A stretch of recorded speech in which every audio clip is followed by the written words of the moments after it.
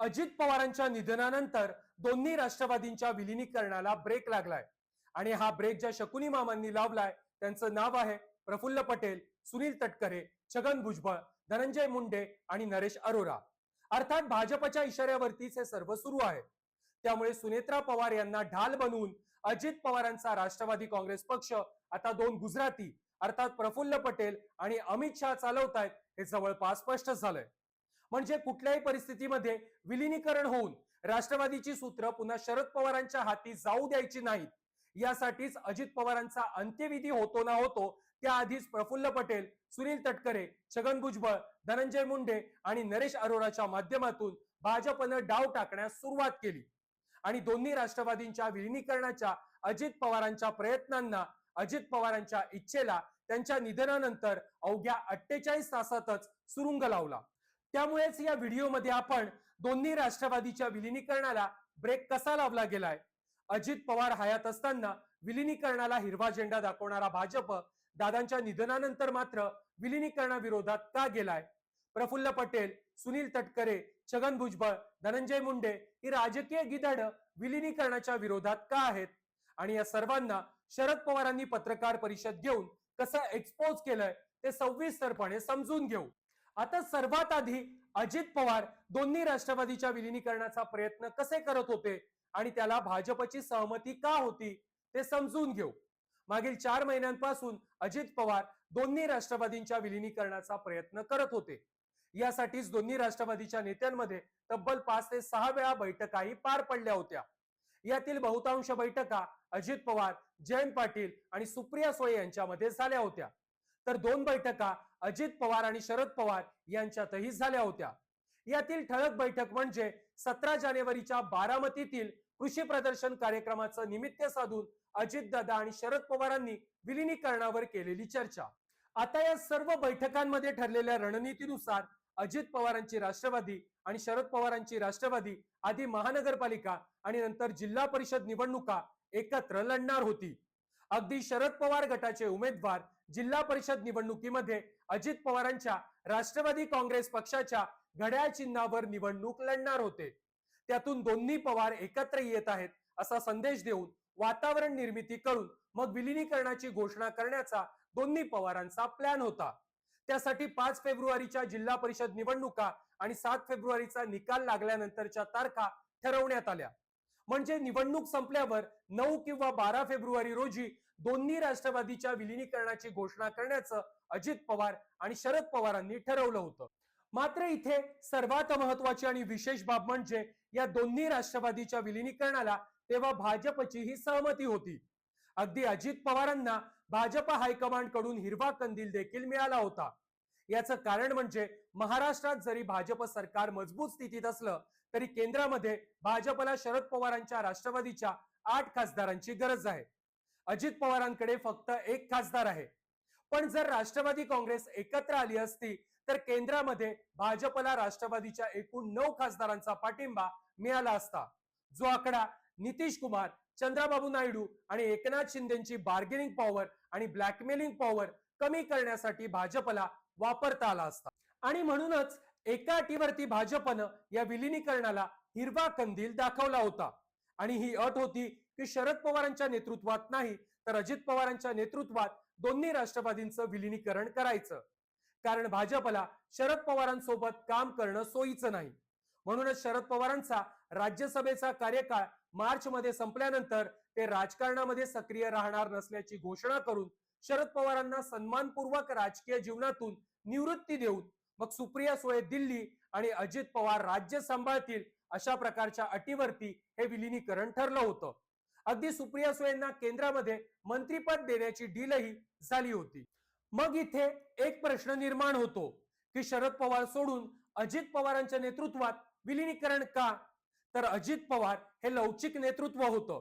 म्हणजे भाजप सोबत डील करताना अजित पवारांच्या भूमिका एकनाथ शिंदेसारख्या कधीही ताठर नव्हत्या किंवा अजित पवार महायुतीतील कोणत्याही वादानंतर एकनाथ शिंदेप्रमाणे वारंवार अमित शहाकडे धाव घेत नव्हते. अगदी आडमुठी भूमिकाही दाखवत नव्हते. त्यामुळेच शिंदेपेक्षा अजितदादांना सोबत ठेवणं हे कधीही भाजपच्या फायद्याचंच होतं. त्यामुळेच अजित पवार हयात असताना भाजपनं अजित पवारांच्या नेतृत्वामध्ये दोन्ही राष्ट्रवादीच्या विलिनीकरणाला हिरवा झेंडा दाखवला होता. मात्र अजित पवारांच्या निधनानंतर ही सर्व गणितं बदलली. म्हणजे आता जर शरद पवारांच्या नेतृत्वामध्ये दोन्ही राष्ट्रवादींचं विलिनीकरण झालं तर ते भाजपला परवडणार नाही. याचा उलटा फटका भाजपला बसू शकतो. म्हणजे जर 2029च्या लोकसभा आणि विधानसभा निवडणुकीच्या दृष्टिकोनातून पाहिल्यास शरद पवारांच्या हातामध्ये राष्ट्रवादीची पूर्ण ताकद गेली तर ते पक्षाला पुन्हा मजबूत करू शकतात. असं झालं तर भाजप समोर 2029च्या निवडणुकीमध्ये एक सक्षम प्रतिस्पर्धी उभा ठाकेल आणि भाजपच्या 2029च्या स्वबळावर सरकार स्थापन करण्याच्या मनसुब्याला सुरुंग लागेल. त्यामुळेच अजित पवारांच्या मृत्यूनंतर भाजपनं आपली रणनीती बदलून शरद पवारांच्या हाती पुन्हा एकत्रित राष्ट्रवादी काँग्रेसची कमांड जाऊ नये म्हणून डाव टाकले आणि प्रफुल्ल पटेल, सुनील तटकरे, छगन भुजबळ, धनंजय मुंडेंच्या माध्यमातून दोन्ही राष्ट्रवादींच्या विलिनीकरणात खो घातला. आता याच विलिनीकरणाविरोधात जाण्यामागे प्रफुल्ल पटेल, सुनील तटकरे, छगन भुजबळ आणि धनंजय मुंडे यांचाही नेमका काय स्वार्थ आहे तेही पाहूयात. आता जर राष्ट्रवादीचे दोन्ही गट एकत्र आले आणि अजित पवारांच्या मृत्यूमुळे पुन्हा शरद पवारांच्या हातामध्ये एकत्रित राष्ट्रवादीची सूत्र गेली तर सुप्रिया सुळे, जयंत पाटील, शशिकांत शिंदे या नेत्यांचं पक्षातील नियंत्रण वाढेल. ज्याचा परिणाम म्हणजे प्रफुल्ल पटेल, सुनील तटकरे, छगन भुजबळ, धनंजय मुंडे आपोआप बाजूला पडतील. या नेत्यांचं महत्व संपेल. आता हेच होऊ न देण्यासाठी आणि पक्षातील आपलं वर्चस्व कायम टिकवण्यासाठीच प्रफुल्ल पटेल, सुनील तटकरे, छगन भुजबळ आणि धनंजय मुंडेंची धडपड सुरू आहे. त्यामुळेच हे नेते दोन्ही राष्ट्रवादींच्या विलिनीकरणाच्या विरोधात आहेत आणि म्हणूनच अजित पवारांची चितेची राख थंड होण्याआधीच या नेत्यांनी उपमुख्यमंत्री कोण, पक्षाचा राष्ट्रीय अध्यक्ष कोण यावरती चर्चा सुरू केल्या. अगदी अजित पवारांच्या निधनाच्या दुसऱ्याच दिवशी अजित पवारांचे निवडणूक कॅम्पेन सल्लागार नरेश अरोरा यांच्या माध्यमातून सुनेत्रा पवारांना उपमुख्यमंत्री पदाची शपथ घेण्यासाठी तयार केलं.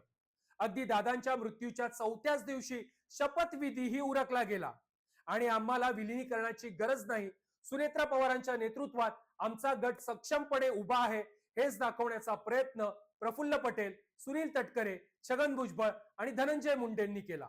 मात्र शरद पवारांनी सुनेत्रा पवारांच्या शपथविधी आधी म्हणजे 31 जानेवारी रोजी सकाळी पत्रकार परिषद घेऊन या सर्वांना एक्सपोज केलंय. याच पत्रकार परिषदेमध्ये शरद पवारांनी मांडलेले मुद्दे सर्व गोष्टी स्पष्ट करतात.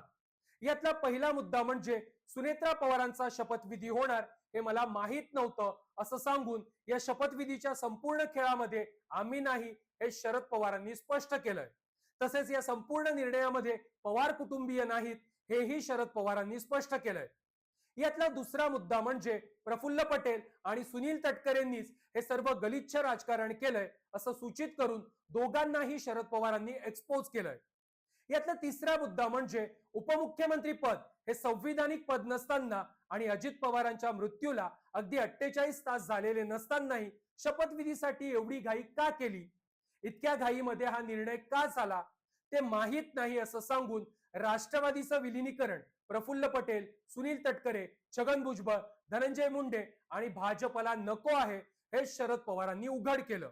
यातला चौथा मुद्दा म्हणजे 12 फेब्रुवारीला विलिनीकरण होणार होतं हे सांगून आता अजितदादांचा राष्ट्रवादी पक्ष जे वागत आहे ते अजितदादांच्या अंतिम इच्छेविरुद्ध आहे हा संदेश शरद पवारांनी दोन्ही राष्ट्रवादीच्या सामान्य कार्यकर्त्यांपर्यंत पोहोचवला. यातला पाचवा मुद्दा म्हणजे दोन्ही राष्ट्रवादींचं विलिनीकरण व्हावं ही अजित पवारांचीच इच्छा होती आणि ती पूर्ण व्हावी असं बोलून शरद पवारांनी सुनेत्रा पवारांना चर्चेचे आणि निर्णयासाठीचे दरवाजे खुले ठेवले.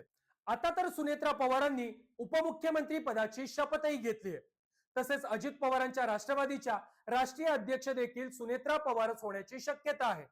त्यामुळे अशा वेळी सुनेत्रा पवार या प्रफुल्ल पटेल, सुनील तटकरे, छगन भुजबळ, धनंजय मुंडेंचा डाव ओळखून भविष्यामध्ये सावध पवित्रा घेऊन दोन्ही राष्ट्रवादींच्या विलिनीकरणासाठी पुढाकार घेत एक नवी तगडी खेळी करणार की भाजपाच्या डावपेचांना बळी पडून अजित पवारांच्या राष्ट्रवादीचं अस्तित्वच हिरावून बसणार हे पुढील काही दिवसातच संपूर्ण महाराष्ट्राला स्पष्ट दिसेल.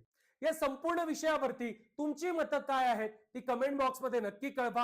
हा व्हिडिओ जास्तीत जास्त लोकांपर्यंत शेअर करा आणि माझं हे चॅनल सबस्क्राईब करायला विसरू नका.